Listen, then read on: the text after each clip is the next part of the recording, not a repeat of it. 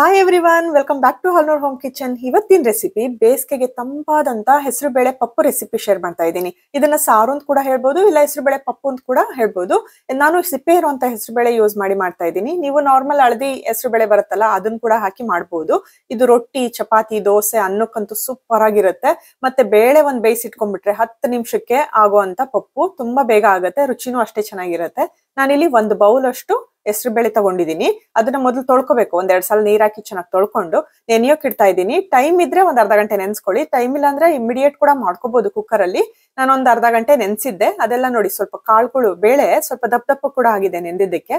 ಇದನ್ನ ಇವಾಗ ಕುಕ್ಕರ್ ಅಲ್ಲಿ ಹಾಕಿ ಕಾಳೆಲ್ಲ ಮುಳುಗುವಷ್ಟು ನೀರು ಹಾಕಿ 1 ಟೇಬಲ್ ಸ್ಪೂನ್ ಅಷ್ಟು ಜಿಂಜರ್ ಗಾರ್ಲಿಕ್ ಪೇಸ್ಟ್ ಹಾಕೋತಾ ಇದ್ದೀನಿ. ಮತ್ತೆ 2 ಈರುಳ್ಳಿನ ಮೀಡಿಯಂ ಸೈಜ್ ಅಲ್ಲಿ ಕಟ್ ಮಾಡ್ಕೊಂಡು ಹಾಕೋಬೇಕು. 2 ಟೊಮೊಟೊ ಹಾಕೋತಾ ಇದ್ದೀನಿ.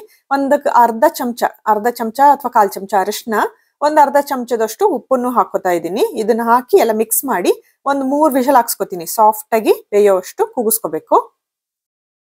ಬೇಳೆ ನೆನ್ಸಿಟ್ಕೊಳಕ್ ಟೈಮ್ ಇರ್ಲಿಲ್ಲ ಅನ್ನೋದಾದ್ರೆ 4 ವಿಷಲ್ ಹಾಕ್ಸ್ಕೊಳ್ಳಿ. ಬೇಳೆ ಬೆಂದ್ಬಿಡುತ್ತೆ, ಹೆಸರು ಬೇಳೆ ಏನ್ ತುಂಬಾ ಟೈಮ್ ತಗೊಳಲ್ಲ, 4 ವಿಷಲ್ಗೆ ಚೆನ್ನಾಗಿ ಬೇಯುತ್ತೆ.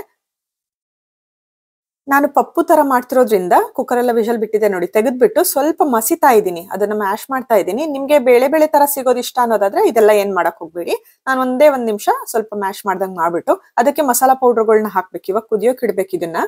ಸೊ ಅದಕ್ಕೆ ನಾನು ಕೊತ್ತಂಬರಿ ಬೀಜದ ಪುಡಿ 1 ಟೀ ಸ್ಪೂನ್ ಹಾಕಿದ್ದೀನಿ, ಅರ್ಧ ಟೀ ಸ್ಪೂನ್ ಗರಂ ಮಸಾಲ, ಅರ್ಧ ಟೀ ಸ್ಪೂನ್ ಅಷ್ಟು ಜೀರಿಗೆ ಪುಡಿ, ಮತ್ತೆ 1 ಟೀ ಸ್ಪೂನ್ ಅಷ್ಟು ಚಿಲ್ಲಿ ಪೌಡರ್ ಹಾಕೊಂಡಿದ್ದೀನಿ. ಚಿಲ್ಲಿ ಪೌಡರು, ಖಾರದ ಪುಡಿ ನಿಮ್ಗೆ ನೋಡ್ಕೊಂಡು ಹಾಕೊಳ್ಳಿ, ನಿಮ್ ಖಾರ ಎಷ್ಟು ಬೇಕು ಅಂತ. ಒಗ್ಗರಣೆಗೆ ಒಣಮೆಣಸಿನಕಾಯಿ ಕೂಡ ಹಾಕ್ತಿವಿ 1-2.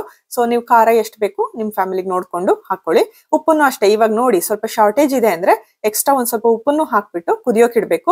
ಕನ್ಸಿಸ್ಟೆನ್ಸಿನೂ ಅಷ್ಟೇ, ನಿಮಗೆ ತೆಳು ಬೇಕಾ, ಅನ್ನಕ್ಕಾದ್ರೆ ತೆಳ್ಳಗೆ ಬೇಕು ಅನ್ನೋದಾದ್ರೆ ಸ್ವಲ್ಪ ಎಕ್ಸ್ಟ್ರಾ ನೀರ್ ಹಾಕಿ ಕುದಿಸ್ಕೊಳ್ಳಿ.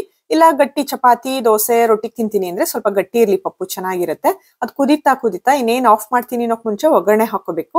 ಸಿಂಪಲ್ ಒಗ್ಗರಣೆ ಏನಿಲ್ಲ, 1-2 ಟೇಬಲ್ ಸ್ಪೂನ್ ಎಣ್ಣೆ ಹಾಕೊಂಡಿದ್ದೀನಿ, ಒಂದ್ ಅರ್ಧ ಟೀ ಸ್ಪೂನ್ ಸಾಸಿವೆ, ಒಂದ್ ಅರ್ಧ ಟೀ ಸ್ಪೂನ್ ಜೀರಿಗೆ ಹಾಕ್ಬಿಟ್ಟು ಕರ್ಬೇವಿನ ಸೊಪ್ಪು ಮತ್ತೆ ಒಣಮೆಣಸಿನಕಾಯಿ, ಇಲ್ಲಿ ನಾನು 2 ಒಣಮೆಣಸಿನಕಾಯಿ ಮುರಿದಿಟ್ಕೊಂಡಿದ್ದೆ, ಅದನ್ನು ಹಾಕಿ ನಿಮ್ಗೆ ಇಷ್ಟ ಆಗುತ್ತೆ ಅನ್ನೋದಾದ್ರೆ ಸ್ವಲ್ಪ ಇಂಗುನ್ ಕೂಡ ಹಾಕೋಬಹುದು. ಇವಾಗ ಒಗ್ಗರಣೆಗೆ ಒಂಚೂರು 1/4 ಚಮಚದಷ್ಟು ಇಂಗುನು ಹಾಕೊಳ್ಳಿ, ಟೇಸ್ಟ್ ಚೆನ್ನಾಗಿ ಬರುತ್ತೆ ಅದನ್ನು. ಮತ್ತೆ ಇದನ್ನ ಜಾಸ್ತಿ ಹೊತ್ತೇನು ಕುದಿಸೋದ್ ಬೇಕಾಗಲ್ಲ. ಒಗ್ಗರಣೆ ಹಾಕದ್ಮೇಲೆ 2 ನಿಮಿಷ ಮೀಡಿಯಂ ಫ್ಲೇಮ್ ಅಲ್ಲಿ ಇಟ್ಟು ಕೈ ಆಡಿಸ್ಬಿಟ್ಟು ತೆಗೆದ್ರೆ ಆಯ್ತು. ಎಂಡಲ್ಲಿ ಕೊತ್ತಂಬರಿ ಸೊಪ್ಪು ಕಟ್ ಮಾಡ್ಕೊಂಡು ಫ್ರೆಶ್ ಆಗಿರೋದನ್ನ ಹಾಕ್ಬಿಟ್ಟು ಆಫ್ ಮಾಡ್ಕೊಳ್ಳಿ ಸ್ಟವ್ ಅಷ್ಟೇ. ಈ ಹೆಸರುಬೇಳೆ ಪಪ್ಪು ತಿಂಡಿ ಕೂಡ ಮಾಡ್ಕೋಬಹುದು ನೀವು, ರೊಟ್ಟಿ, ಚಪಾತಿ, ದೋಸೆ ಇವುಗಳಿಗೂ ಚೆನ್ನಾಗಿರುತ್ತೆ. ಸ್ವಲ್ಪ ಗಟ್ಟಿಯಾಗಿ ಮಾಡ್ಕೊಂಡ್ರೆ, ಇಲ್ವಾ ಮಧ್ಯಾಹ್ನ ಊಟಕ್ಕೆ ಅನ್ನದ ಜೊತೆಗೆ ಚೆನ್ನಾಗಿರುತ್ತೆ, ರಾತ್ರಿ ಊಟಕ್ಕೆ ಚೆನ್ನಾಗಿರುತ್ತೆ, ಲಂಚ್ ಬಾಕ್ಸ್ ಕೂಡ ಅಷ್ಟೇ ಚೆನ್ನಾಗಿರುತ್ತೆ ತಗೊಂಡು ಹೋಗಕ್ಕೆ. ತಣ್ಣಗಾದ್ರೂ ಟೇಸ್ಟ್ ತುಂಬಾ ಚೆನ್ನಾಗಿರುತ್ತೆ ತಿನ್ನಕ್ಕೆ. ನೀವು ಟ್ರೈ ಮಾಡಿ ನೋಡಿ. ಹೆಸರುಬೇಳೆ ಪಪ್ಪು ತುಂಬಾ ಈಸಿ ಅಲ್ವಾ ಮಾಡೋದು. ಹೆಸರುಬೇಳೆ ಬೇಯಿಸಿಟ್ಕೊಂಡ್ರಂತೂ 5-10 ನಿಮಿಷಕ್ಕೆ ಕೆಲಸ ಅಷ್ಟೇ. ನಿಮ್ಗೆ ಅದು ಅಷ್ಟೇ ಒಳ್ಳೆ ರೆಸಿಪಿ, ಬೇಗ ಆಗುವಂತ ರೆಸಿಪಿ, ಟೇಸ್ಟು ಅಮೇಝಿಂಗ್ ಆಗಿರುತ್ತೆ. ಟ್ರೈ ಮಾಡಿ ನೋಡಿ. ಈ ವಿಡಿಯೋ ಇಷ್ಟ ಆದ್ರೆ ಒಂದು ಲೈಕ್ ಮಾಡಿ, ನಿಮ್ ಫ್ಯಾಮಿಲಿ ಫ್ರೆಂಡ್ಸ್ ಜೊತೆಗೆಲ್ಲ ಶೇರ್ ಮಾಡಿ. ನನ್ನ ಚಾನಲ್ ನೀವಿನ್ನ ಸಬ್ಸ್ಕ್ರೈಬ್ ಆಗಿಲ್ಲ ಅಂದ್ರೆ ಮರಿದೆ ಸಬ್ಸ್ಕ್ರೈಬ್ ಮಾಡ್ಕೊಳ್ಳಿ. ಮತ್ತೆ ಬೆಲ್ ಐಕಾನ್ ಕೂಡ ಪ್ರೆಸ್ ಮಾಡಿ, ನಾನು ಹೊಸ ವಿಡಿಯೋ ಅಪ್ಲೋಡ್ ಮಾಡಿದಾಗ ನಿಮಗೆ ನೋಟಿಫಿಕೇಶನ್ ಬರುತ್ತೆ.